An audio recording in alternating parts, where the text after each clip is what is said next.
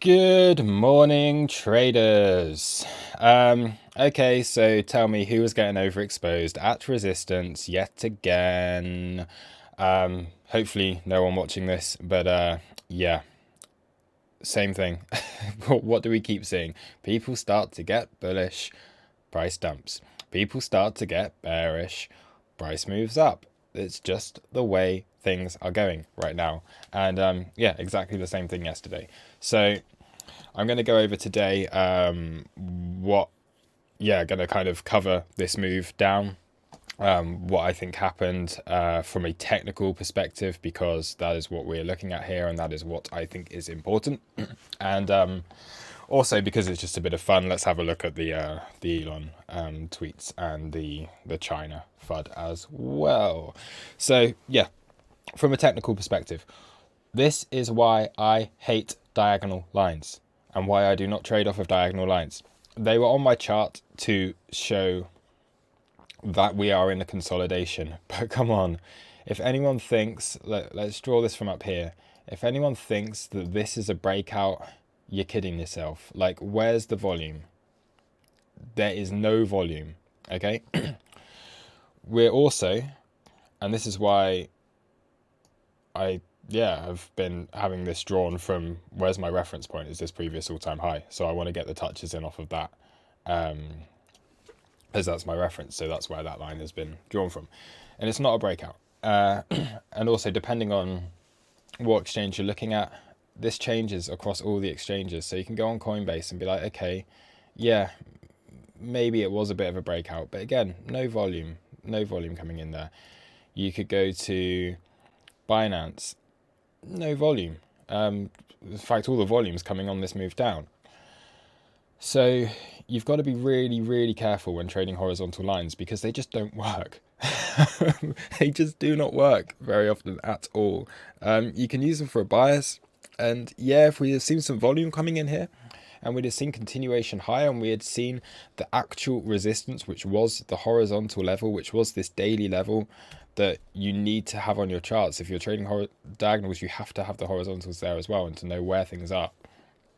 If we'd have had some volume come in and see continuation, great, but that never happened. So just yeah, be very aware of this. And yeah, for people who again are complaining this morning, I know that's like no one within our community, I don't think, but I've seen a lot of, I've had a quick look on the crypto Twitter and things, and people are just like ripping into Elon Musk about this. And I think he tweeted like way later when when all of this had already started, when all of this was already happening. So yeah, it's nothing to do with him.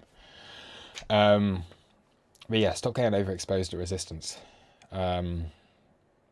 You'll sleep a lot better at night, especially if this is happening going into an Asia session. You'll sleep a lot better at night. So what happened yesterday?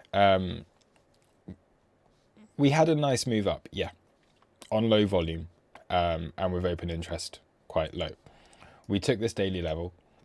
Things were consolidating here, and to be fair, it was looking okay. We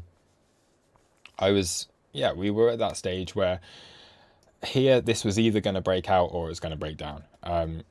It could have gone either way, and it just chose down because there was no conviction in this move at all. So what happens then is we break down. So we took the daily. We then back tested the daily and had a nice move down off of it. Yep. And then people were expecting either this weekly level, or if I draw this on the chart from our low to our high here, then we have a daily level plus our golden pocket down here. So people were placing a lot of limit orders on these levels yesterday, okay? So these were two levels that a lot of the market were expecting. It never happened. So I was trading this live yesterday with some of the members, and they know that I got into a long here and that I got into a long here, because I just saw this as being, sometimes you just have to trade what the market gives you. And we had the VWAP here. We had taken these lows, so this became the reference. You could get into a long here, and then you come into resistance, you take your profit, at resistance, you come back down into support, back into the VWAP, and you can long it again. And then what happens? You have a little consolidation, you come back up, everyone gets bullish again going into the Asia session as US markets are closing, when it is the US market that has been bullish all day. We come in, we hit the daily level to the, like, literally the dollar of it. So this daily level coming in here at 39260.5. Where did price get to? Like exactly there. Okay. So we come in, we test it. At this point, this either had to break, but there was no volume going into this, or it had to reject. And then we have another issue, is that a lot of people from Europe and the US probably have gone to sleep or have gone out with their limit orders still here. Okay, so what does this create? Asia market opens. There's a lot in the books. There's a lot of orders in the order book down here. So where's the liquidity at now? Where can we go?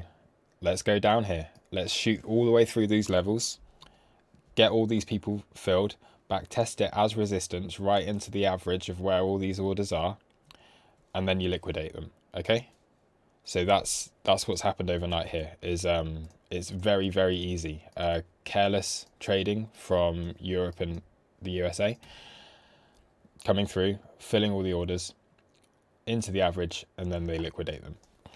And now what we've done is lost the point of control. So this was the move down that I was looking at.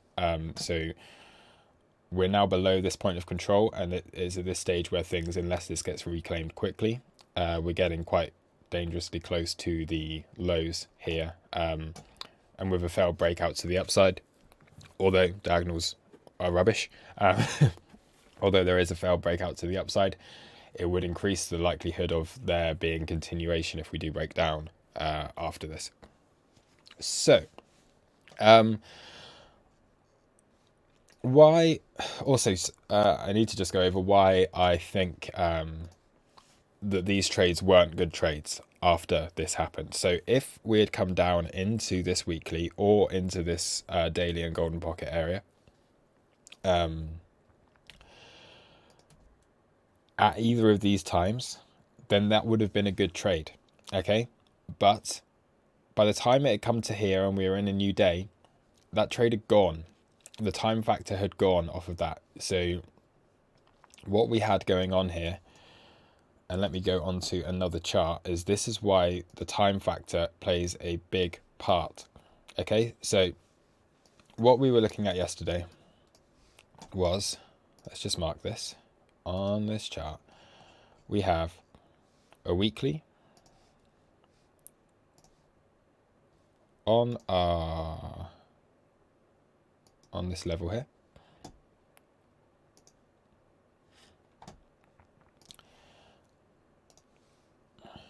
and then we had the golden pocket, which lined up with these highs and was also a daily level. Okay, so we had these two levels. On top of that, we had, again, not a horizontal line, but a parabola is a bit more, a bit easier to manage than just a straight diagonal, because you can't really move a parabola once it's forming. So we did have this parabolic advance.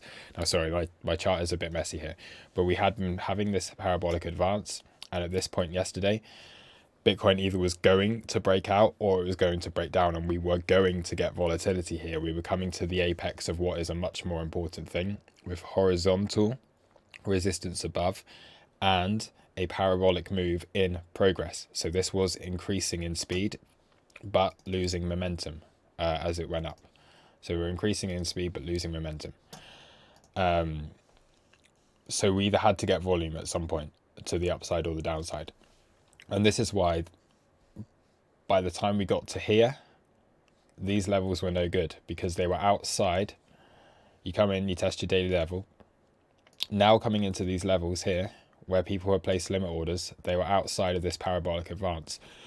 And what happens when you lose a parabolic advance is you get a pretty big move down often. So yeah, the time factor was quite a big thing here, and I was looking for, so I posted this last night within the group and everything, that I thought we would get a move either up overnight and to break out properly, or we would get this move down, and it's Asia and we got this move down.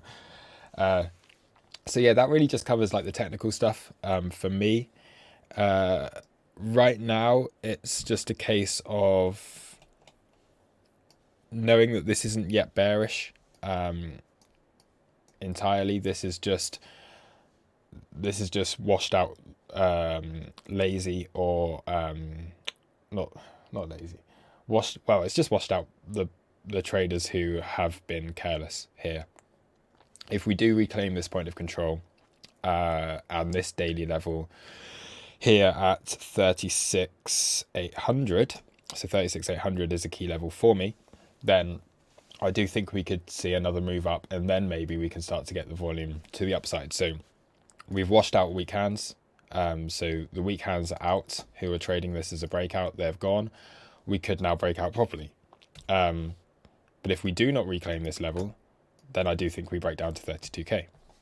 So like, yeah, I think volatility is going to pick up one way or another here now. So yeah, we'll see what happens. And yeah, trade it level by level as always. At the moment, I'm still in that long from 33,600. I was asleep, so I didn't take this short, but it was a short. So if you did take that, then fair play, well done. That was a very good technical short. And yeah, I think trading that down to the range point of control would have been a really nice trade. So yeah, let's see what happens over the next few hours. So again, the carnage from the Asia session has stopped now. We're awake in Europe, and USA will be waking up later today, so maybe they can repair some of this damage that they caused. And we'll see what happens there. So yeah. Is there anything else on the chart I want to go over? So I do want to post this. So shout out to Mirax. So if you can see this, this is the Elon Musk tweets. So 6:23 a.m. So once this move was already happening, what did Elon tweet? So Canada, USA, Mexico, CUM, then a big rocket, and then look what pumps. Okay. And then everyone's kind of blaming Elon for the move down when it wasn't really. He's messing around, he's having some fun with the charts here, but he's not the reason for this move down at all. This was careless trading that was the reason for the move down, and also a lot of spot selling on Asian exchanges. Now that may or may not have been due to the big minor outflows that we were seeing yesterday. I don't know, but it was technical, so I don't care. So I don't care if miners have been selling. It was a technical move. But yeah, shout out to Mirax for that. Also, I'm just going to show you this. So you don't get a preview that often of what goes on within the crew, but I'm going to show this. So I did post yesterday saying that this was after we'd taken this trade off of the VWAP. So I did take this long down here, and we hit our first take profit, and then obviously price had a really nice move up after that. But I was saying at this stage, I think it's safe to forget about the 3,800 level. The time factor has gone, and it going that low now would be more bearish. We're at the local golden pocket, but I'm holding the remainder of this long and have moved stop loss up to break even. I've taken profit 2 here, blah, blah, blah, blah, blah. the trade was a great example of how sometimes you just have to take what the market gives you and give it time to play out, even if the trade isn't completely obvious like at first, like the weekly and the 38k levels were. So what we were doing, we were trading this live yesterday within the crew, and we did want this weekly or this 38k level, but it was never given. So you take what the market gives you, you take the long, and you get your take profits out of this. But I was also saying, like, 38k at this point is done. It never happened. So if you had placed limit orders there, remove them. Remove them from your chart, because it's not a good idea to hold things when they are also kind of time based and you've got a time factor on that. The other thing I did want to post as well, or just to share, was just going into this and kind of saying that looks like the Asia session could be volatile, and it was. So yeah, it was kind of 50-50. Is this going to break out? Is this going to break down? But can you really trust Asia to make a move higher when I don't know? Yeah, so just interesting things that I thought it would be worth sharing. Okay, well, I'm 16 minutes into this, so let's have a look at some altcoins. Ethereum. We have still these ideas of, we have a diagonal here, which has some confluence. So we do have some confluence by the look of things here on Ethereum to make this diagonal a bit more important. So let's add the 786 onto this, and we have come into the 786. So for anyone who, again, I'm just going to mention this now, we do have a video coming out today as well on these levels, so the 786 to the 83. And this is a really nice example of how this works. So Luxury has created one of these videos for everyone within the crew, who are, we're going to post this up today. And it's just the theory that when Bitcoin moves down into kind of maybe a golden pocket support or something, the alts often on their US dollar pair will come down a little bit deeper, down to the 786, because obviously the Bitcoin pair gets crushed as well. So Ethereum's had that nice move down into this, I don't know what we want to call it, the luxury pocket. So the luxury pocket, the luxury channel, whatever you want to call it. We've had this move down into that on Ethereum this morning. And you can see this happens quite often with Ethereum. So, oh no, it didn't happen on that occasion. Ignore me. It happens quite often. But here we go. We also have this anchored VWAP coming in from the low that was put in after the massacre the other week. And upsloping demand line with a horizontal here. So maybe still ascending triangle here on Ethereum. So if Bitcoin can reclaim that point of control and move higher, this still looks pretty nice for Ethereum. And at this point, I would say we're going to get a proper breakout in either direction soon enough. Like, volatility is starting to pick up. There's still big moves, so we can still see this squeeze. But I do think either, we maybe do something like this, or we do something like this. Ideas for Ethereum. Still quite nice and technical there. Litecoin. Failed breakout. So that came to the apex of, again, this consolidation. So again, failed breakout, but we're at this weekly level. So horizontal levels are what you really want to be looking for, as I always say. And we have worked quite nicely with these horizontals here on this occasion. So we're back at this weekly level. You would expect that to be support. Link. This is a more macro thing that I have going on Link. I want to have a look at Cardano, because it would be interesting to see after something did break out, to see where that backtest is coming in. And so as a breakout backtest from mere diagonal lines. This is quite nice from Cardano. So you do have this here. Was there anything else that was early in breaking out? I can't remember. I think Cardano was the first to start moving up in that set, that like slightly more bullish direction. Anything moving up? Nothing of interest. Anything moving down badly? GRT. GRT just keeps just wrecking people all the time. BZRX back down at this monthly, so that's a nice level to be aware of on BZRX. RSR, another one I really like. Back at, where are we now? Yeah, again, it's just maybe an ascending triangle kind of thing going on here. So you can say, look, we've got something like this going on. So as long as Bitcoin doesn't start really breaking down, again, it's not ideal. But yeah, again, like kind of fairly constructive stuff going on here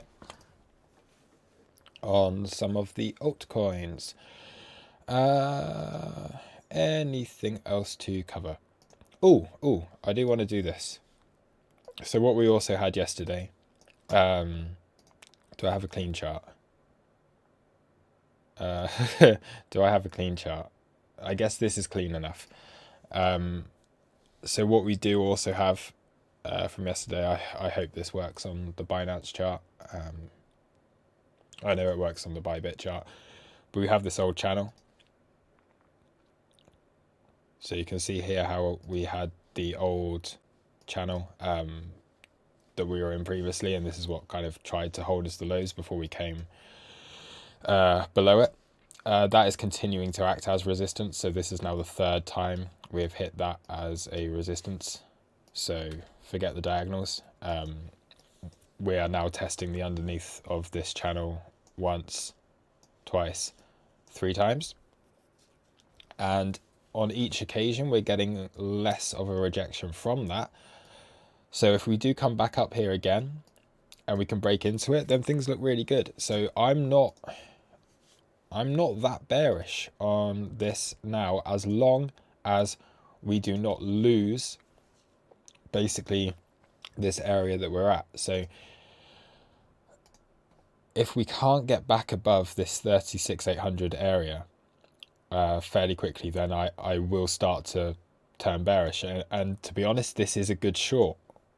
We have lost the point of control. Anyone who had taken profit on the point of control earlier from this short position, you could now get back into another one and trade this down to the lows. So we're in the middle of the range. We have lost the point of control of the range. So let me zoom out again. We have lost that point of control. We have lost this daily level.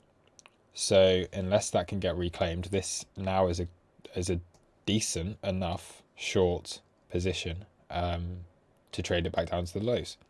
So you could do that. But at the moment it's more of like a no trade kind of thing if you're not already in a position already. Anything on EXO? So let's have a look. We had quite a nice move here on the TPO. So you can see here after a ranging day yesterday that we had an open right at the highs, and immediately that initial balance gave us signs that this was likely going to trend down. So we had fairly low volume on the initial balance. It was fairly wide, so you could say this is a kind of either we're going to be range bound here, or we're more likely to see a move down because of the open being so high. And we saw a really nice move down. So yeah, interesting stuff there on the TPO.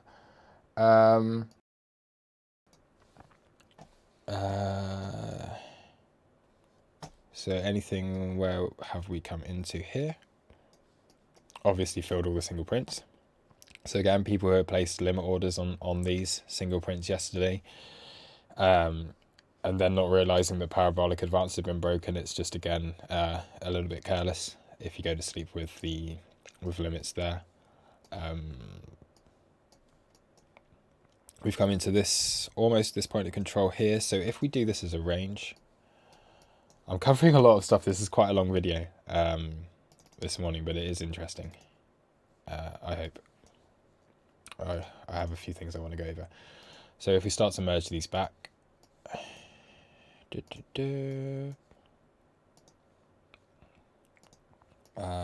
that the low? No. 33,600. Okay, here. So this is the last time we hit the naked point of control. And where are we now? So yeah, we can see we're at this range point of control on the TPO as well. So nice. Yeah, obviously rejection from the high. You come back into value area on this. You back test value area. So once you're back inside it, you back test the highs, and then we're all the way back down into your point of control through then this area of very low volume. So there's not a lot going on here. And then we come into this high volume node, the next high volume node down, in order to get our bounce. So you come through the point of control because there's nothing underneath that. You then hit into this next high volume node. And now we're in that process of trying to reclaim this point of control. So that's, yeah, quite interesting stuff on the TPO here as well. So actually seeing what's going on and where the volume is, that's quite nice. That is quite nice. You'd say at this point, taking these lows at 35,550 could give you a decent bounce. But then yeah, we're right at the bottom of this. So from the perspective of taking these lows and getting another bounce off of this, then it's there. Like if we do come down here, this technically could bounce us. But I think what I would probably favor at that point is that, yeah, we take the lows, we come back into the point of control, and then we probably fail. Unless obviously that can get reclaimed and then we come back up. So very, very important level. This 36,800 level right now. Yeah, if we do not reclaim, we're going down here. And then that might bounce us back into it, but then that would be a short opportunity. If we do reclaim, either here, then that could be a long opportunity, or if we reclaim it after this bounce here, then again that could be a long opportunity. So you have potential short, potential long, potential short, or potential long, and compound. So yeah, different options. Yeah. Sessions. Anything on the sessions? I really am covering a lot this morning. Yeah, just an area of high volume. So from our, well, from the beginning of the month, really, this is the testing the lows again of the month. So interesting stuff. And so yeah, into this point of control, 4 hour. We've hit a couple of these 4 hour naked point of controls. Again, we'd have these other ones lower down towards the lows of this range. And that is, yeah, that's about everything. Cool. Yeah, apologies. This video is 30 minutes long. It's much longer than I normally do. But yeah, I had a lot to cover. So thank you for watching. There will be a live stream tonight. So for anyone who is still watching this, live stream tonight, we will be giving away a few more EXO charts accounts. So we're giving away on the streams at the moment. Each week we're giving away 3-month ExoChart accounts. What I will also say as well, if you are still here, that tonight we've got this Bybit affiliation now. So if anyone does want to set up a new account with Bybit, the ExoCharts giveaways tonight are going to be based off of anyone who has signed up to this. So again, if you've signed up, then all of your UIDs are going to be put into the raffle tonight as well. So yeah, please do sign up, create a new account. We'll be able to run some competitions and stuff off of this once we get a certain number of participants underneath the Bybit account. So it could be some good fun if we're able to run competitions with Bybit. That'd be pretty cool. So yeah, I think that is probably everything that I want to cover today. So yeah, thanks for watching, and I will see you all in the chat and later tonight. Cheers guys, bye.